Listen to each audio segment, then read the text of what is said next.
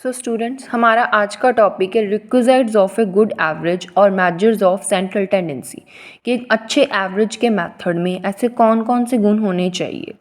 Now first is it should B rigidly defined. Rigidly यानी कि इसको प्रॉपरली अच्छे तरीके से पहले आप डिफाइन करोगे कि आप एवरेज निकालने के लिए कौन सा मेथड यूज़ कर रहे हो, कौन सा फॉर्मूला यूज़ कर रहे हो। It should be very clear, it should B unambiguous कि अच्छे से पहले जो देखने वाले, जब हमने आंसर निकाला है तो देखने जो उसे देख रहा है उसे साफ साफ पता चले कि आपने कौन सा मेथड यूज़ किया हुआ है, कौन सा फॉर्मूला यूज़ किया है। फॉर एग्ज़ाम्पल, जैसे अब मैंने मार्क्स का एवरेज निकाला 22, तो अभी मुझे इसमें से क्या समझ आ रहा है कि बहुत सारे बच्चे ऐसे हैं जिनके मार्क्स 22 से कम होंगे, बहुत सारे बच्चे ऐसे हैं जिनके मार्क्स 22 से ज़्यादा होंगे, बहुत सारे बच्चे ऐसे हैं जिनके मार्क्स सेम 22 होंगे। अभी इससे मैंने क्या इंटरप्रिटेशन निकाली है, तो यही इंटरप्रिटेशन कोई दूसरा यूज़र भी निकाले। फॉर एग्ज़ाम्पल, मैंने अभी आंसर निकाल दिया है, अभी अगर कोई और यूज़र का या और कोई इन्वेस्टिगेटर इसे देख रहा है तो वो भी सेम इंटरप्रिटेशन दे, सेम कंक्लूजन, सेम निचोड़ डिराइव करे इसको देख के। तो ये चीज़ हमें यूज़र की डिस्क्रिशन यानी कि उसकी मर्ज़ी पे नहीं छोड़नी है। फॉर अभी मैंने मेथड से आंसर निकाला तो कोई भी जो दूसरा इसे देखेगा वो अपने अकॉर्डिंग इसे चेंज नहीं कर सकता, तो उससे क्या होगा, आंसर भी चेंज हो जाएगा और इंटरप्रिटेशन यानी कि जो उसे आंसर से समझ आ रहा था हमें, तो वो भी उसके अकॉर्डिंग चेंज हो जाएगा। तो ऐसा हमें नहीं करना है। कुछ भी यूज़र या इन्वेस्टिगेटर जो फर्दर इसे यूज़ कर रहा है उसकी डिस्क्रेशन या उसकी मर्ज़ी पे नहीं छोड़ना है। Next point is it should be easy to understand and calculated even for a non mathematical person, कि इसका जो मेथड है एवरेज निकालने का और उसकी जो कैलकुलेशंस हैं वो बहुत ज़्यादा कम्प्लेक्स यानी कि डिफ़िकल्ट औखी नहीं होनी चाहिए, ताकि कोई ऐसा बंदा जो मैथ्स के फील्ड में नहीं है, जिसे मैथ्स अच्छे से नहीं आता, वो भी इस एवरेज के मेथड से आंसर निकाल सके।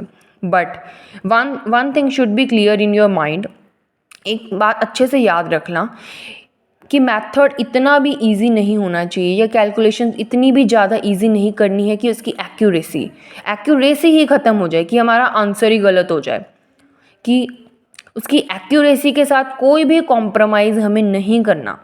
Next point is it should be based on all the observation, कि हमें सारी ऑब्जर्वेशंस इंक्लूड करनी है।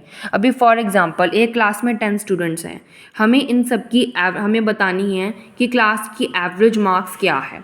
अभी मान लो हमने 8 स्टूडेंट्स को इन्वॉल्व कर लिया और हमने बता दिया कि उनकी एवरेज मान लो 6 आ गई है, लेकिन हमने बाद में बोल दिया कि ये जो 6 एवरेज है ये 10 स्टूडेंट्स की है, but no, it will be wrong.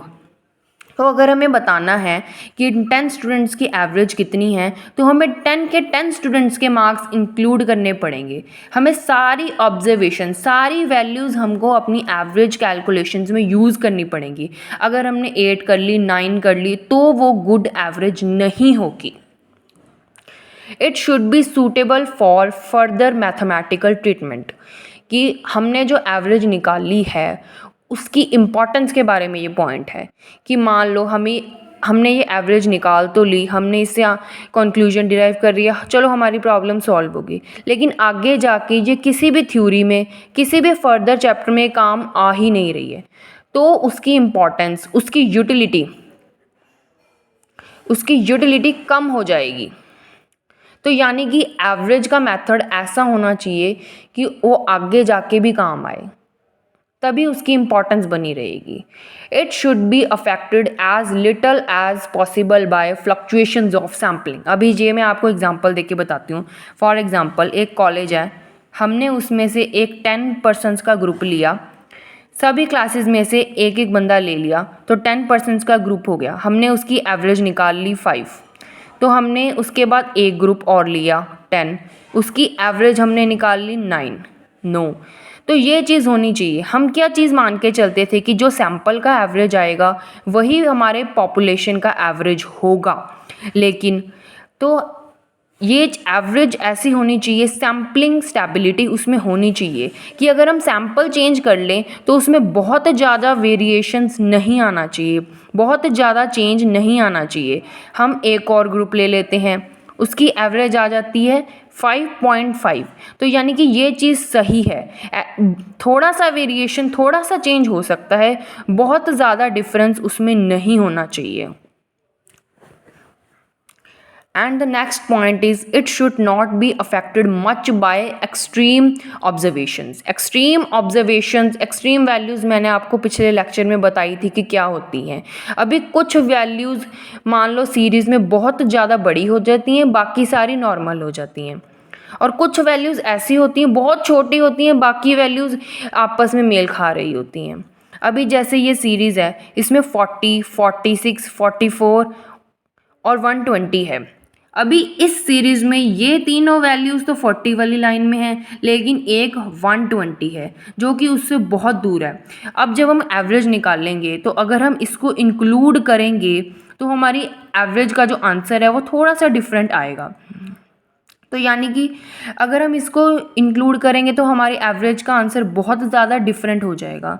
तो एवरेज ऐसी नहीं होनी चाहिए कि जो एक्सट्रीम वैल्यूज़ की वजह से इफ़ेक्ट हो, लेकिन ऐसा भी नहीं हो सकता कि हम इसको इंक्लूड ना करें, क्योंकि हमने पहले थर्ड पॉइंट में पढ़ा था it should be based on all the observations की, कि सारी ऑब्जर्वेशंस हमें उसमें इंक्लूड करनी है। बट हमारा एवरेज का मेथड ऐसा होना चाहिए जो इन एक्सट्रीम ऑब्जर्वेशन से इफ़ेक्ट ना करता हो। अभी मान लो यहाँ पे कोई वैल्यू होती 10, तो वो छोटी हो गई, उसके कारण भी हमारी एवरेज पे फ़र्क पड़ सकता था, बट हमें इंक्लूड हमें सारा ही करना पड़ेगा, तभी वो सही गुड एवरेज कहलाएगी। Thank you students, next we will study in further lectures.